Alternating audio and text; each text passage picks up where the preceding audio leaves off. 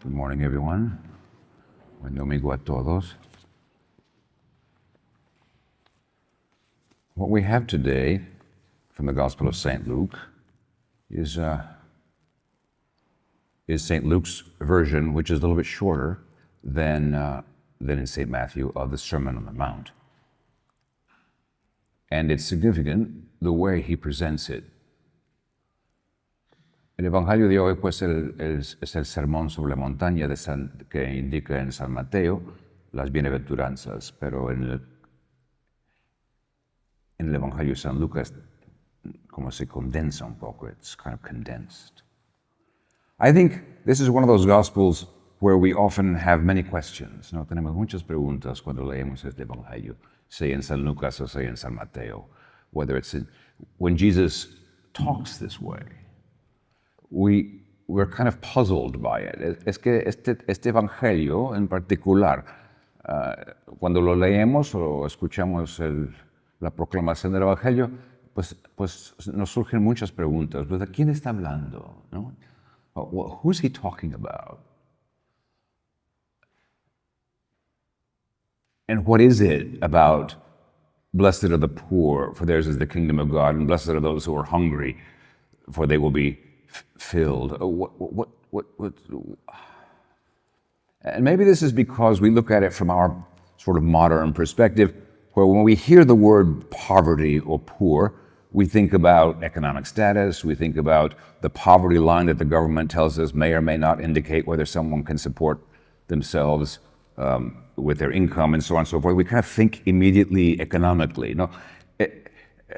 Las preguntas tienen que ver a veces porque nosotros, de nuestra perspectiva moderna, contemporánea, entendemos la pobreza como principalmente cuestión económica.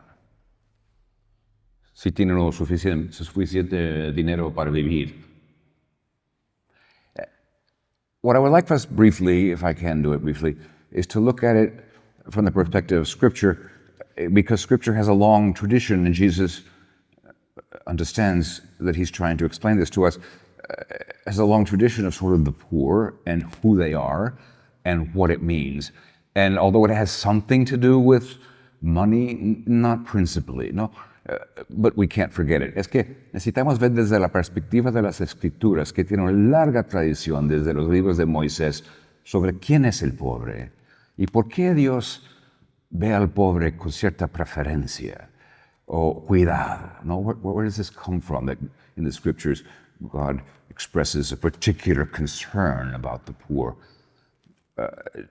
Scripture, after all, is God trying to explain to us or present to us kind of how things look from his perspective.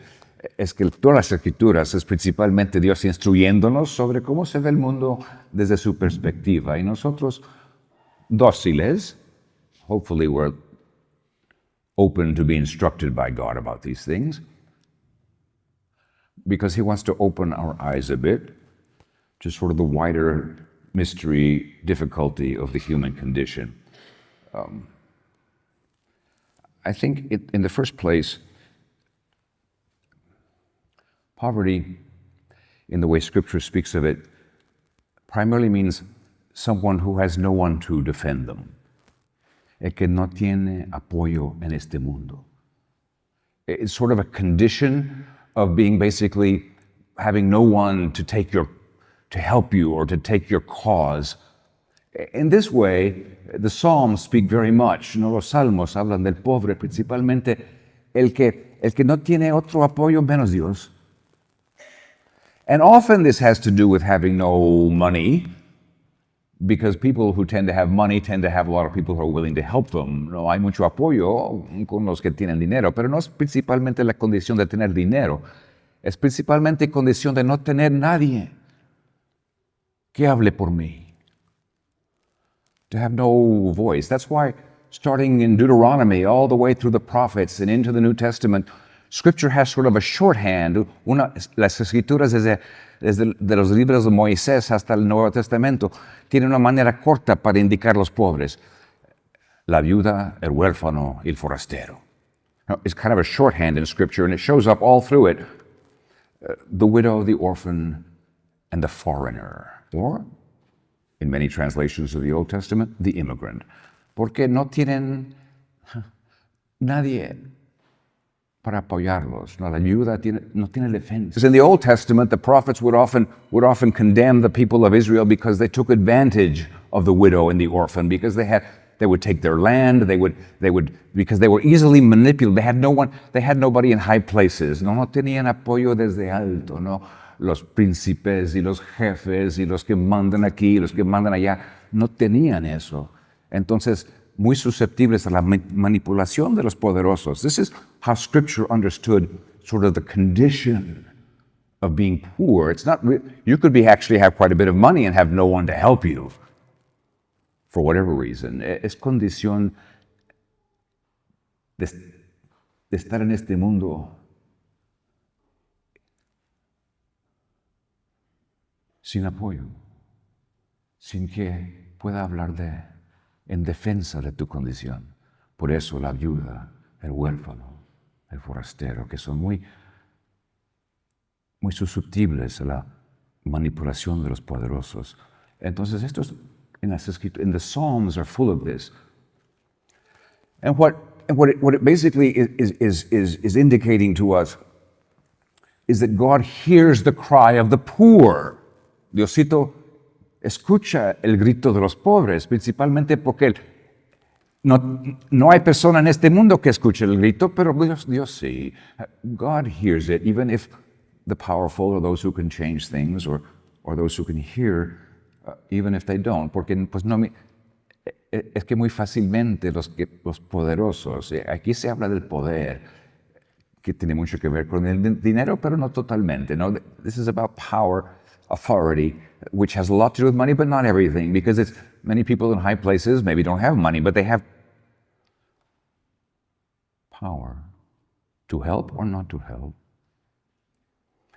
This is why in the Scriptures, especially in the prophets and especially in the Psalms, when we come to the New Testament, Jesus is understood as the poor man, ¿no? Porque de esta manera, en el Nuevo Testamento, la figura de Jesús principalmente es del preeminente pobre, because ultimately when he went before Pilate, no one would defend him.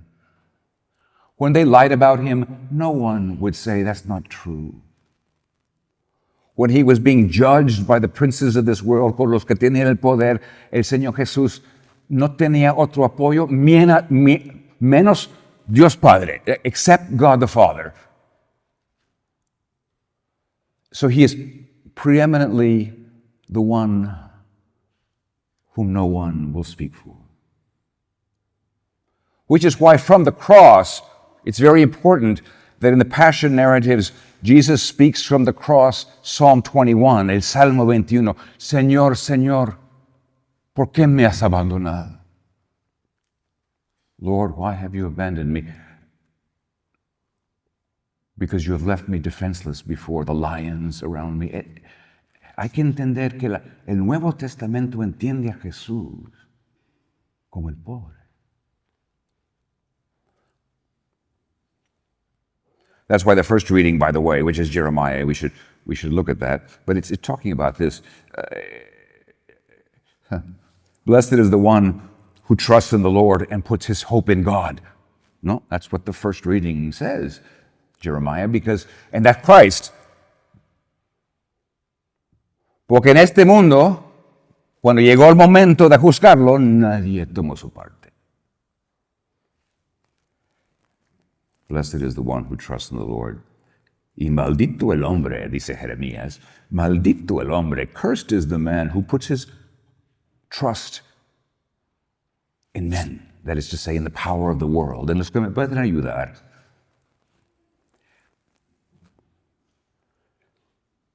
The psalm says somewhere, I can't remember where, put not your trust in horses, it says, ¿no? Hay que confiar en el Señor. No pongan su confianza en los caballos, dice el Salmo, no me acuerdo dónde. ¿Qué es eso, no? Pues los caballos significan poder, no?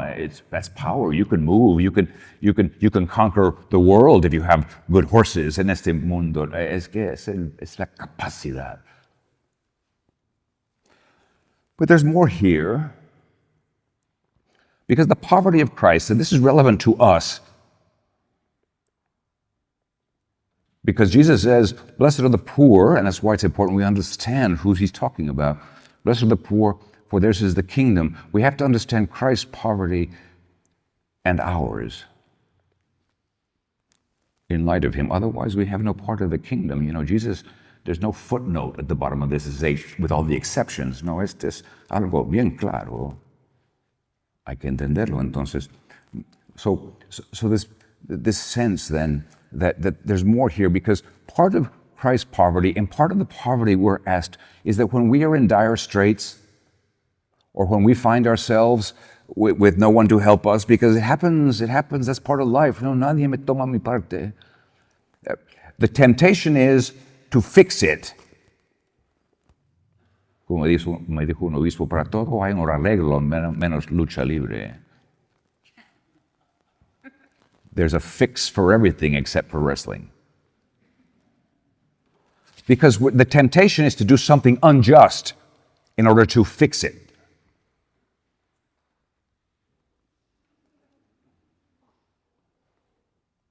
Jesus would not do this. El pobre, en ese sentido, vive algo de tratar de vivir como justo. In Scripture, the poor then has something to do with the just one. Because el pobre, aunque sea pobre, no va a buscar injusticia para apoyarse. He's not going to... The poor man, the just man, is similar in Christ. Christ puts them together because precisely in his poverty, that's why he has only God to call upon him. He could have said to Pilate, look, let's make a deal. I'll come out in favor of you running the kingdom, and then Herod, he's kind of on his own, and so, no deal. They lied about him, but he would not lie. No. Entonces, en la Escritura, el pobre tiene relación con la figura del justo, porque realmente depende de Dios. And not, you see, because to hope in princes, no, que no pongan sus confianzas en los jefes, en los príncipes, porque el príncipe siempre tiene una manera de arreglar las cosas. El justo es justo en su pobreza. El pobre es justo porque no usa la injusticia para hacerse rico o poderoso. See, we like cut and dried answers. What's poor, what's not poor, what's just, and there must be two different things. I used the phrase last week, hay cierta fluidez en estas imágenes. There's a certain fluidity in these. Jesus is just, Jesus is poor. The poor at least know this, and we can speak of this even in our own time. Los pobres sí saben esto, ¿no? Que el ser humano no me va a ayudar. Entonces, en momento de crisis, ay, Señor, ayúdame. No? That's the cry of the poor is because the world will not help, because they're nobody. The widow, the orphan, el forastero. So in the moment of crisis, oh Lord, help me. It's a cry from the gut. And whether we're sinners or not, we all have this capacity and hopefully enough humility to, in the moment of crisis, when we have no one to take our side, or when we find ourselves ultimately alone, to recognize that in the end, it's always been about the fact that God hears us. En este sentido, dichoso el pobre, blessed are the poor, because the poor know perhaps better than a lot of us who maybe are not, are fairly comfortable. The poor know that in the end, God is the only one who can help me. In the end, put not your trust. Ay, pueblo de Dios, ¿por qué llega tanta gente a la Basílica de San Juan? Why do so many people, mostly poor, they're sick, they have troubles at home, their kids are in trouble, someone's in prison, someone's in the hospital. ¿Por qué llegan tantos a la Basílica a pedirle a la Virgen? Why do so many people go who are in dire straits? Because, as I often said, once the doctors can't give you an answer, and and the lawyers can't give you an answer, and the politicians can't give you an answer, who's gonna hear you Dios y la Virgen, porque la Virgen comparte el corazón de Dios, su Hijo, God and the Virgin. El pobre reconoce esto. Entonces, ¿qué queremos nosotros para poder entrar en el reino? Este corazón que reconoce que no hay arreglo para todo y el justo va a sufrir. En un mundo donde todo se arregla para los injustos.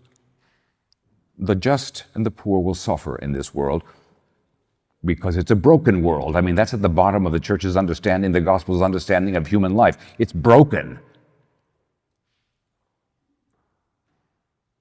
And neither the poor nor the just will get much of a hearing.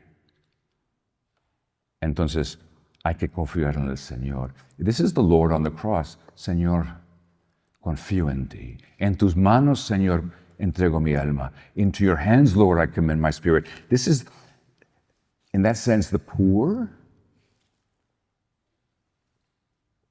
have no one to defend them.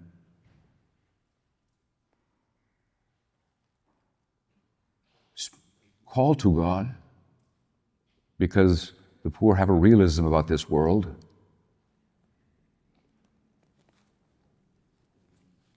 They will not commit an injustice. This is how Scripture understands it. Nosotros injustos, at least an injustice, we know that God will forgive us, and so we even go, Lord, have mercy. I mean, hay que pedirle, ¿no? Nuestra pobreza es saber que Dios sí escucha hasta el pecador. Our poverty is that we know that God hears us even in our sinfulness. Entonces es cierta actitud de humildad. No tener poder. Y si uno tiene poder, no manipularlo para controlar las cosas. Hacer el arreglo. Fix it. En eso, no, el justo, el pobre. Me gusta este salmo, Salmo 118. Es la voz del pobre, es la voz del Cristo, es la voz de hoy en el mundo, del grito del pobre. En el peligro grité al Señor. In my distress I cried to the Lord, Psalm 118. And He heard me.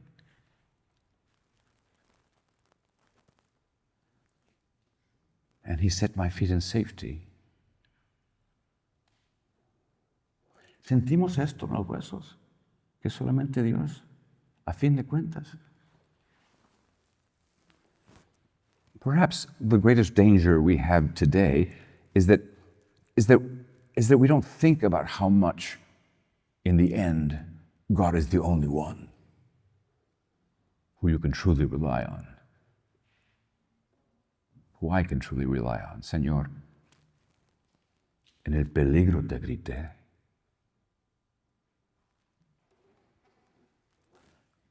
Once, when I was an auxiliary bishop in Detroit, cuando estaba yo en Detroit como obispo auxiliar, I was thinking about this because it's kind of cold. It's not really cold, but there it's very cold. And so there was ice and snow. And entonces, it's dangerous. And I didn't know really well how to drive in the ice, but you learn quite fast.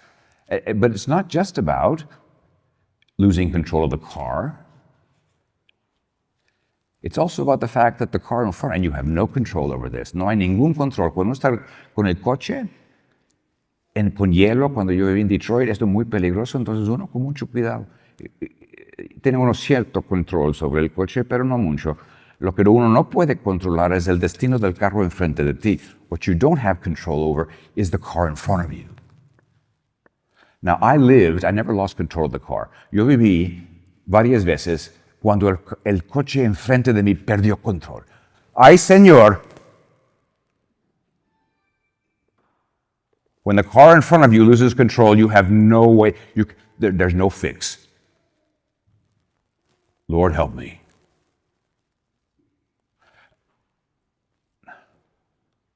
Hay que reconocer nuestra condición, vulnerables y pobres, y que a fin de cuentas, cuando llegue el momento de la prueba, hay que ser, Señor, ¿quién me va a ayudar?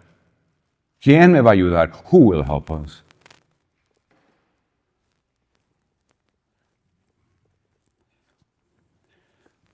The reason Jesus speaks so harshly about the rich, again, it's the mirror image.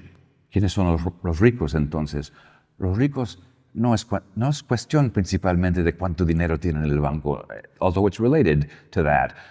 How much money do they have? It's related to that, but not completely. Los ricos confían en su poder de hacer el arreglo. The rich in Jesus is the way the scriptures speak about it before Jesus and at Jesus' time is exactly the one who can fix things because he has a lot of friends, he has a lot of people who will help him, and he just picks up the phone y se arregla la cosa.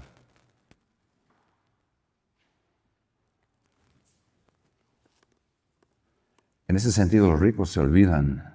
The danger for the rich, because God's not going to judge us by saying how much money was in the bank account.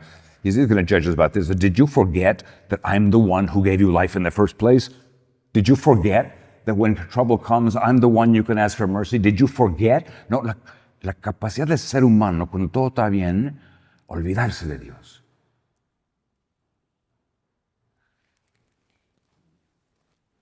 The temptation to forget. One day we will all be, God willing, or most of us will experience now cuando ya grandes de edad, no, somebody's going to have to help us. Like when we were little, somebody had to feed us. Perhaps we will get to the age when someone will have to feed us, and we have to ask, is not that a kind of our poverty? Depender de otro?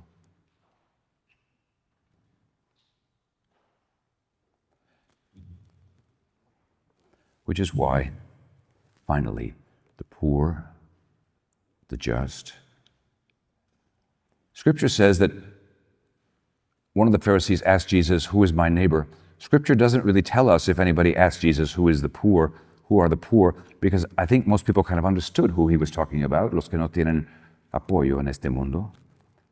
I don't think Scripture doesn't tell us they asked him about who are the poor. I think people understood that, ya entendían. But he did give us the parable of the Good Samaritan,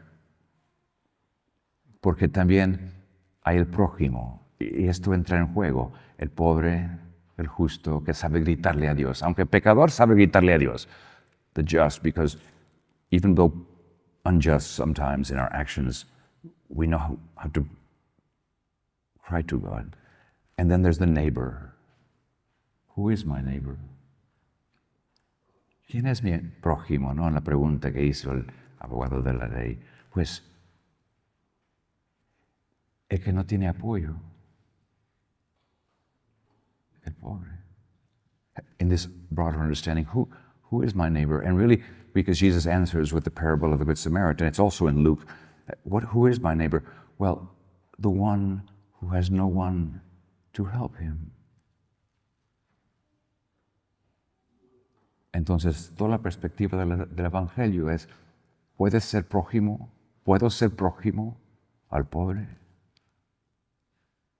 Can I be the neighbor of the poor? Understood in this big sense of having no one to speak for them? Como Cristo en la cruz? The gospel then leaves us with questions, and I think como obispo, yo nomás les presento las preguntas. Tenemos que preguntarnos esto desde la perspectiva de las Escrituras. ¿Quiénes son los pobres? ¿Quién es mi prójimo? ¿Qué significa ser justo, humilde y confiar en Dios? ¿Qué significa esto? ¿Y cómo se aplica a mí? What does all this mean? Who is the poor? Who is my neighbor? Who are the just? And how does it apply to me? Es que cada conciencia necesita enfrentar lo que nos enseña el Señor. Every conscience needs to face what Jesus tells us. The danger is we just pull out a scripture line here and a scripture line there to defend whatever we already think. No, el Señor tiene cosa que decirnos. The Lord has something to say to us. Y con corazones abiertos le pedimos la gracia de entenderlo, porque como Él dice, este es el camino del reino de Dios. This is the way of the kingdom of God. Amen.